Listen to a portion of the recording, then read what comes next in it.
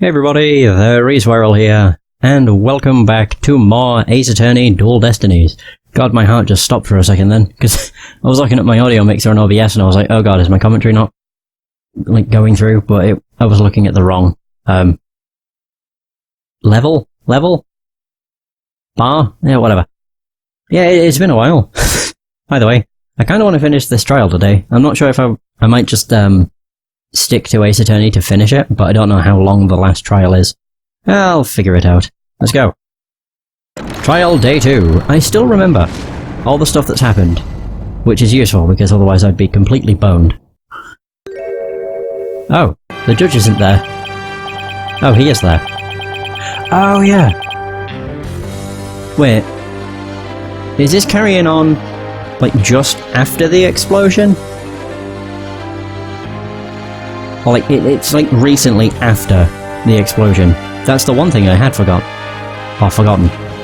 So I suppose we should reconvene the trial of Solomon Starbuck or something.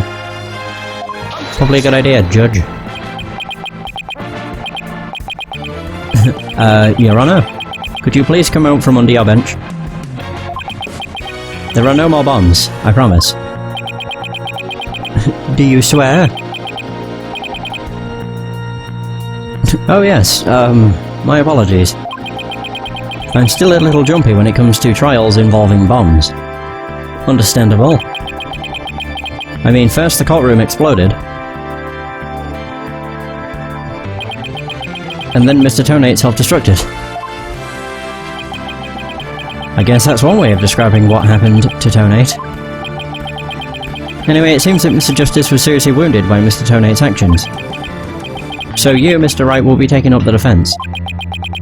Do you have an understanding of what has happened in the trial so far? Yes, Your Honor. The defense is ready. Very well. Is the prosecution also ready? Of course. It's Blackwell. When isn't he ready?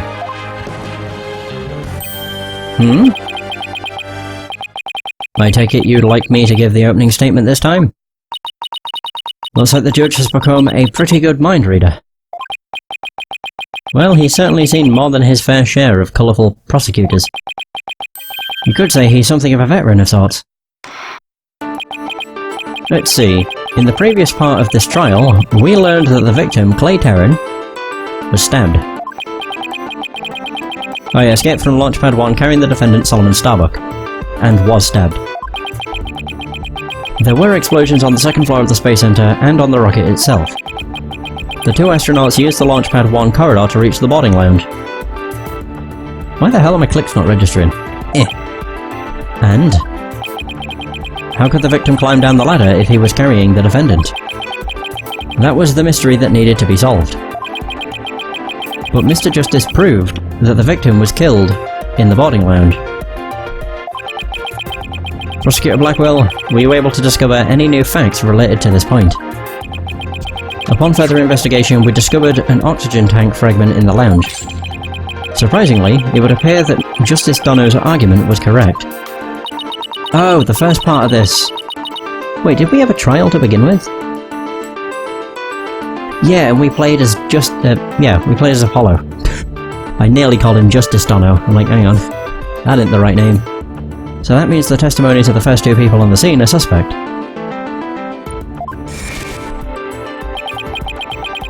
Yeah, because he wasn't fully bandaged up. It was just his eye for some reason. There were two people who claimed to be first on the scene. But can we truly trust their statements? Let's see, the two people were Detective Candice Arm and Yuri Cosmos, right? You think that one of them might have given a false statement to the police? Yes, it's certainly possible. We might have to do a little more digging. Normally I dislike the overuse of flashbacks, but in this it's actually useful because I haven't played the game in a very long time. It's been like 3 weeks. I've just been... I wouldn't even say I've been busy with anything. I've just been addicted to multiple things. Like Muse Dash, went through a Pokemon phase. It's just been a lot. And just as our team was about to cross-examine Detective Arm, she was killed. The courtroom bombing incident occurred, and the trial was put on hold. That accursed fellow. He killed my witness. He killed Detective Arm. He definitely put the put the kibosh on anyone asking her about what she saw. Exactly. In other words, the question of who killed the victim in the boarding lounge has once again become the main focus of this trial. It's obvious Prosecutor Blackwell still thinks it was Mr. Starbuck. Fulbright said that Blackwell has a thing against the astronaut. Nevertheless, the defense argues there was a third person in the lounge, and that's who killed the victim. To make such reckless claims in a courtroom takes a bold man, or a stupid one. There was no third person in the boarding lounge. Or have you gone dotty already, old man? Wait a minute. I'm just realising, is this the first time we've been against Blackwell as Phoenix? I think it is. Every other time it's been Apollo or Athena. Like case 1, which was the courtroom bombing, that was against Pain, because, you know, that's the tutorial. The second case, we was Apollo. Third case, we was... Oh, no, I'm dumb. I'd forgotten about the DLC case. Yeah, that one was Phoenix against Blackwell. In the actual game story that's not counting the DLC, this is the first time Phoenix has gone against Blackwell, though. We'll see who's the dotard after I trounce you with my years of experience, little boy. In any case, Mr. Starbuck claims he saw someone leaving the lounge. Furthermore, a Space Center employee also saw a suspicious figure at the scene. They saw a third person. The crowd is in an outrage! I see my sister has been running her mouth. That's right, I almost forgot that Aura is Prosecutor Blackwell's sister. Older sister, too. No matter. She didn't see this mystery person's face clearly. Therefore, there is no evidence to indicate that this person was not the defendant. I guess the possibility that the figure was Mr. Starbuck is still there. Indeed. In brief, we need to determine if a third person was there or not. To this end, we should hear the testimony of one of the first people on the scene. Director Cosmos, huh? Very well. Bailiff, please... God, I can't read. Please bring the witness to the stand. Who is the witness? Oh, oh, right, yeah. Alta, I think. Why, I believe I've seen you before in the newspapers. Of course you have. Of course you have. Yuri, not Alta. Where the hell did I get Alta from? I think that's a game. Probably. For I am Yuri Cosmos, director of the Cosmos Space Center, which was of course named after me, Yuri Cosmos.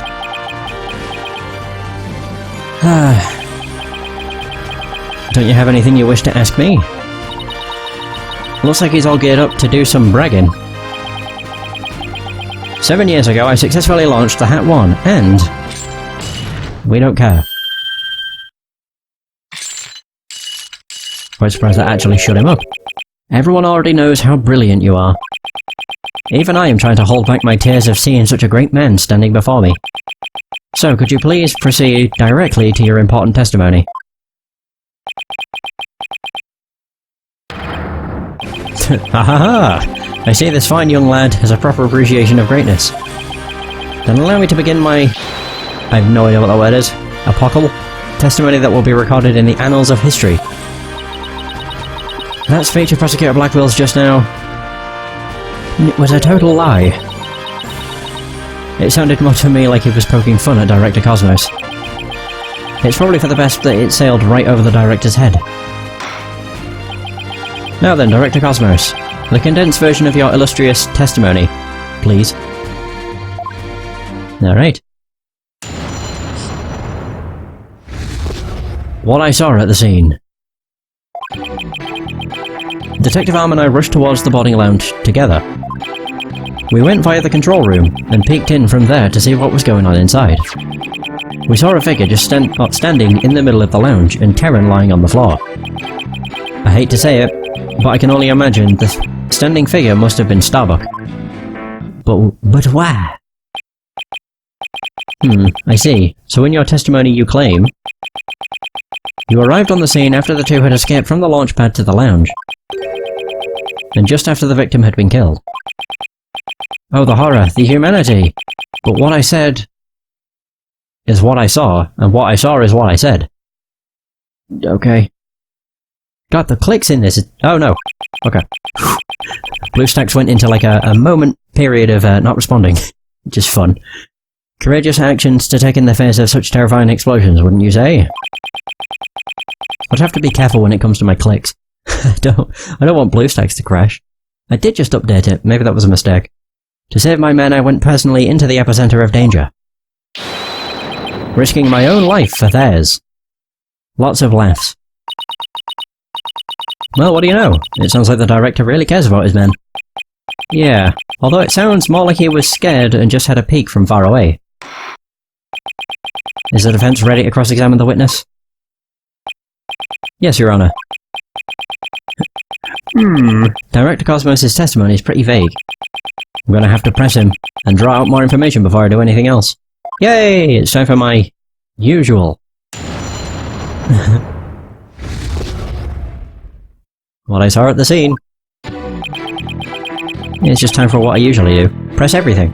Detective Arm and I rush towards the boarding lounge together. Could you elaborate, please? I'm just being really slow with the clicks now.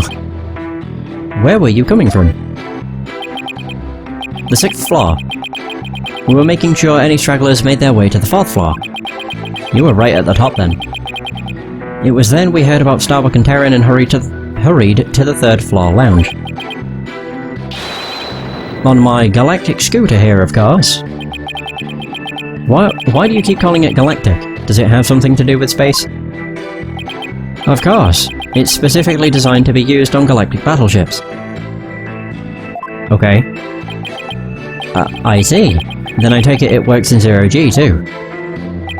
Sadly no. With the current state of technology as it is, I'm afraid it would just float about and be galactically useless. Well, that's a galactic bummer. I see. So you rushed to the boarding lounge on your space-age pogo stick. And when you got to the scene, what did you see? Well, he's gonna tell us. Don't you worry, Judge. Judge man. We went via the control room and peeked in from there to see what was going on inside. Hey, it's Ivan. How's it going? Let's see. According to this diagram, you didn't have to go through the control room to get to the boarding lounge 1. Looks like you could have gone there from the southern corridor as well. Yes, but in her haste, Detective Arm rushed ahead of me towards the control room. All I could do was merely follow behind her. I see. So we peeked into the boarding lounge from the control room door and saw a figure standing in the darkness. Saw a figure standing in the middle of the lounge and Terran lying on the floor.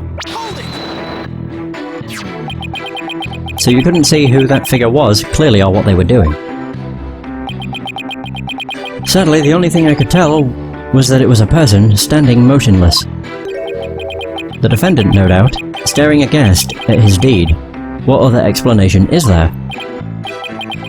I'm so close, but without evidence I can't prove that person's the third party. I should probably look at the court record. I don't really remember any of the evidence we have. We have the knife that was in Terran. We learn about all the different doors. And how they're locked and stuff. There we go. Security camera video. Alright, yeah. Ends after the scene. That's the pamphlet. Another door. Bullet hole in the screen. Okay, the Hope capsule and a bullet. Okay. That's a fair amount of stuff. Just looking at it kinda helped, to be honest. I don't relish in this, and... Oh. I probably should have just pressed a bit further. Hate to say it, but I can only imagine the standing figure must have been Starbuck. Laura Blackwell also saw a suspicious figure in the lounge. But she gave the statement that it was too dark to see the person's face clearly. Did you see this figure's face clearly? No, not clearly. But... the lighter they were holding illuminated the area around their feet at the time. But other than that, I could see little else. That's why I could see Terran, but I couldn't see who the other person was. So for all you know, it might not have been Mr. Starbuck. Isn't that correct? I would like to believe that. Starbuck isn't the type of man who's capable of murder. When the witness entered the boarding lounge, there was no third person there. It could only have been Starbuck. Isn't that correct, Great Space Center Director? Yes, that's right. Only Starbuck and Terran were there by that time. After we peeked in, the lounge suddenly went dark, and the figure vanished. You mean they disappeared? That's odd.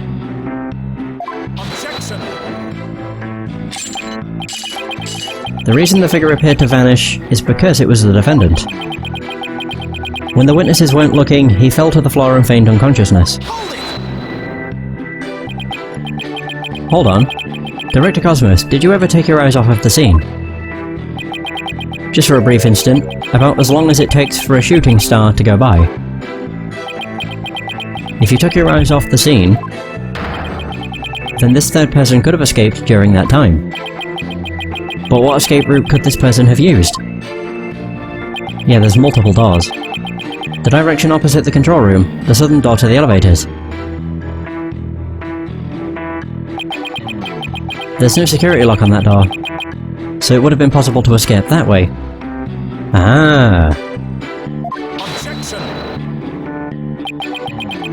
All things are possible, right, Dono? The real question is, do you have any proof? Well, nope. If we're just talking possibilities, we could each profess whatever we'd like. An inmate who used to be a university professor and lunar researcher used to say that there is a kingdom of little green men who live under the surface of the moon. As long as they don't punish us in the name of said moon for what we've done to it. But I say, where's your proof that this quaint kingdom exists? He's calling your theory a work of fiction, boss. And he's right, I don't have any proof yet. Still, that's like the only thing we can go off of. The southern door was a possible escape route. I'd better make a mental note of that. Okay, so that's important, I guess. Director Cosmos, may I ask you a question? Yes? Why did you look away from the boarding lounge? There's actually another tale of bravery behind the answer to that. It was when Detective Arm saw the figure and raised her gun. Being a great humanitarian and protector of mankind, I tried to stop her. What? You're saying Detective Arm raised her gun as soon as she saw the figure? Oh, figure, not figure. I imagine her instincts as a detective told her they were the killer. I don't know about that. And were you able to prevent Detective Arm from firing her gun? I'm afraid I was too late. I was unable to stop her. She identified herself clearly and then she fired 2 warning shots at the shadowy figure. This information about Detective Arm's actions sounds critically important. Please add it to your testimony. Okay, I can present the bullet to that. Wait, would it be the bullet or the bullet hole? Wait a minute, no. One bullet... The bullet we found was in like a grate at the side of the room, basically hidden. Whereas the other one... I don't actually know if there was a bullet lodged in the screen. I think it was just the bullet hole. So Detective Arm fired 2 warning shots at the figure. I'm gonna keep, like, switching between figure and figure. Bullet hole. Yeah, there we go. Oh, it's the Glory of Ace Attorney. It's a fantastic series. Especially if you like murder mysteries or whodunits. Yeah, I wouldn't present the bullet. Is this the bullet she fired? Bullet hole. A single bullet hole was found in the boarding lounge. The bullet itself is missing. Oh, the bullet we found was probably what goes to that hole. Never mind. There we go. Are you sure you were really paying attention to what Detective Arm was doing? Oh dear. You doubt my words. Words that will someday be written down in history books. Guys, he's angry. Somehow I don't think that those exact words will ever be written down in any history books. Mr. Wright, could you please explain yourself so that we can all understand? Certainly. You say that Detective Arm fired 2 warning shots. There was only 1 bullet. I didn't even pick up on that. I was like, yeah, bullet hole. And yet only one bullet hole was ever found at the scene. What? Only one bullet hole means the gun was only fired once. And yet Director Cosmos is saying Detective Arm fired 2 shots. No editor would allow such a glaring contradiction into a history book. Now, what's Blackwell got to say? Unfortunately for you, the witness's words are true. Did they find the other bullet? Okay. We confirmed that 2 shots were fired from Detective Arm's gun. But there was only one bullet hole at the scene. Where did the other bullet hole vanish to? Oh dear. Bloody Tucker. You should know the answer to that already. I should? Oh. During the previous trial, a certain oxygen tank was presented as evidence, and it was damaged. We've already discussed that it was ruptured in the lounge, have we not? Well, it appears that the thing that ruptured it was a bullet. A bullet that was found near the tank, to be precise. This bullet was fired from a 38 caliber gun, the same caliber as the detective's gun. Oh. Crap. Well, there goes that. Well, now we know where the other bullet went. The rifling marks also match up. There's no question that the bullet was fired from Detective Arm's gun. In that case, I'm just curious, why was the bullet discarded? Like, we found it in a grate at the side of the room. Definitely looked like it had been thrown down there to be hidden. So, yeah. Rifling marks. They're like a gun's fingerprints on a bullet, correct? I'm pretty sure we go over this every single game. And examining the rifling marks on a bullet can tell us the gun it was fired from. One of the bullets the detective fired found its way into the holographic image display. The other bullet came to a stop near the victim's oxygen tank. The evidence confirms the director's statement that the detective fired 2 shots. I keep getting like tongue-twisted. My beautiful contradiction. Gone. All gone. So that bullet hole was from a 38 caliber, huh? That looks like one hell of an impact. I better update the record. It was made by a bullet fired from a 38 caliber. Okay, I guess it was. Oh no, the way she said that, it made it sound like it wasn't from that gun.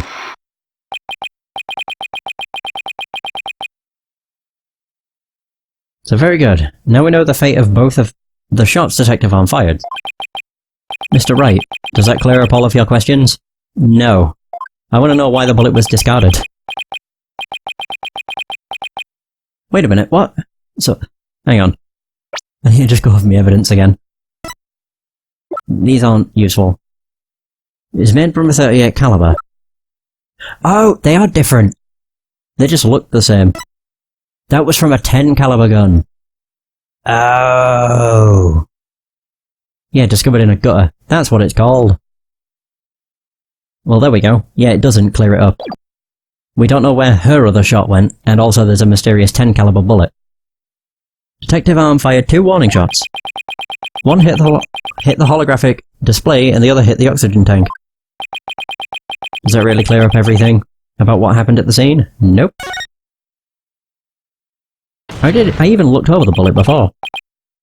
I just didn't really make note of what caliber it was. No, Your Honor, it doesn't. Detective Arm fired 2 warning shots from a 38 caliber gun.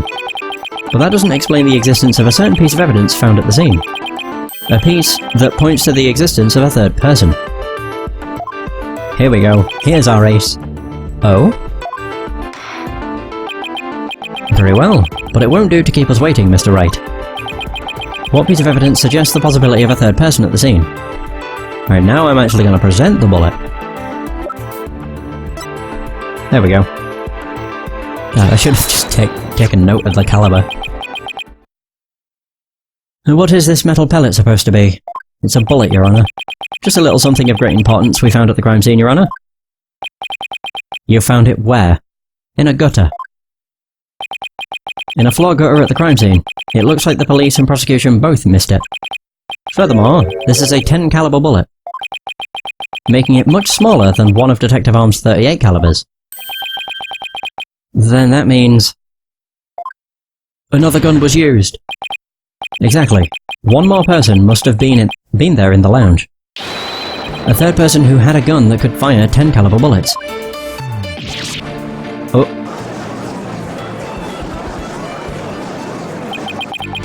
And if that's true, it explains why Detective Arm fired the warning shots. This third person fired at Detective Arm and Director Cosmos with their gun. And in return, the detective fired her warning shots. Ah, that would explain why the captain looked aware. It was mostly a take cover, I would guess. So, and in return, the detective fired her warning shots. Isn't that how it really went down, Director Cosmos? It looks like you've deduced my miraculous tale of survival. Yes, you're absolutely correct. The mystery person fired upon us. What's this now? God, his story's just ever-changing. What? You never breathed a word of any of this to me before. I like when he just laughs. Haha! Well, all great men have a secret or two, don't you know? Foolish old geezer. So, Director Cosmos really has been hiding the presence of a third person all along. But why? Director Cosmos, I want you to testify to the court about what you really saw. You may be a very great man, but in my courtroom you are just another witness. You won't receive special treatment here. Now please, give accurate testimony. Huh. So what I really saw at the scene. Detective Arm and I rushed to the control room together. In the lounge, we saw a figure standing in the middle of the room, and Terran on the floor. We were still in the control room to the east when the figure fired at us. Well, there we go. That was a nice and short one. Given that there was no third person in the lounge when the witness entered it, does this mean the person who fired the gun had to have been the defendant? Not necessarily. It's still possible that it was someone else. Most likely, as soon as Detective Arm and Director Cosmos discovered this person, they escaped through the southern door, the one that didn't have a security lock. They probably fired the shot to keep them aware. Double-edged swords are a tricky lot. Mishandle one and it is you who is cut down. Your reasoning could apply if Spaceboy were the killer as well. Oh. Think about it. After being discovered, he could have fired the 10 caliber gun. Detective Arm would have responded by firing 2 warning shots. All he had to do was feign unconsciousness to invent the possibility of a third person. Hey old nerd, how's it going? Thanks for the kind words, appreciate it. But Mr. Starbuck didn't have a gun in his possession when he was found by the police. Nor has a gun been found at the crime scene. Its absence can only be explained if there was a third party who took it with them. Recall the existence of a trash chute in the boarding lounge. The defendant could have simply thrown the gun down the chute. But you can't deny the possibility of a third person leaving with the weapon. Bloody hell. Going back and forth. It's up to you to prove that possibility. And I trust you haven't forgotten my little piece of decisive evidence. What evidence? Why, the detonator switch that was found in Mr. Starbuck's pocket, naturally. The most compelling evidence of all that tells us he is the culprit. I did forget all about that. Yeah, I did too. A lot of objections. It's like a game of tennis. Just back and forth, back and forth. Look, your boldness, how deliciously obvious it is that they lack the evidence to rival mine. Wow, he sliced our third-person theory to ribbons and served it to us just like that. Yes, well, I have a question of my own, actually. That bullet that the mysterious figure shot, what did it hit exactly? Oh, it hit me. Huh? So does that mean you're a ghost? I was wondering when you would realize it, your baldness. Director Cosmos is an authentic bona fide ghost. He can even pass through walls. Oh my god. Prosecutor Blackwell, shame on you for teasing the nice old gentleman. Why is she being so nice? Your boldness, it was all in jest. Please show yourself again. And that's the judge. Are you sure? In that case. How did you manage to survive being shot, Director Cosmos? I mean, if you look at him, it's kind of obvious. He's covered in something that could possibly stop a bullet. I'm glad you asked. Ah, great, it's going to be another story. It was a miracle. A miracle befitting a great history-making figure such as myself. Oh, you can actually see where it hit, I think. The star on the top right. It looks like it's got a hole in it, or something. The bullet hit my glorious Medal of Honor, whereby it ricocheted, thus saving my life. What? Impressive.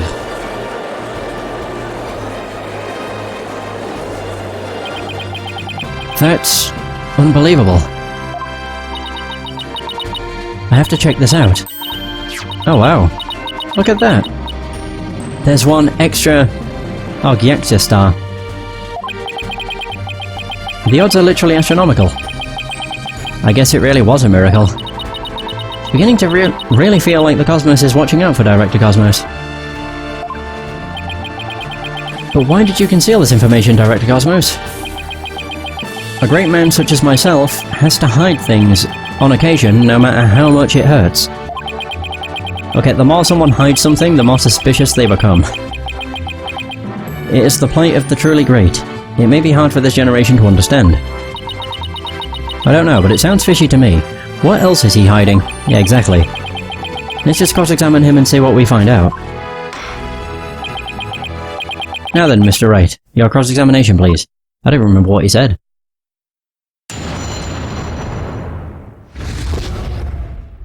Well, I really saw at the scene. So Detective Arm and I rushed to the control room together, right? Press. We've already heard all about that part. Don't you have any new information? Well, let me see. If you have an hour or two, I could tell you all about the Hat 1 miracle. No thanks. We already know all about that, too. Tell us about something related to this incident. I see. You want to know about incidents? Well then, let me tell you about the many incidents that made me the man I am today. Yes, if you have the time, I'll tell you all about the upbringing of this great man.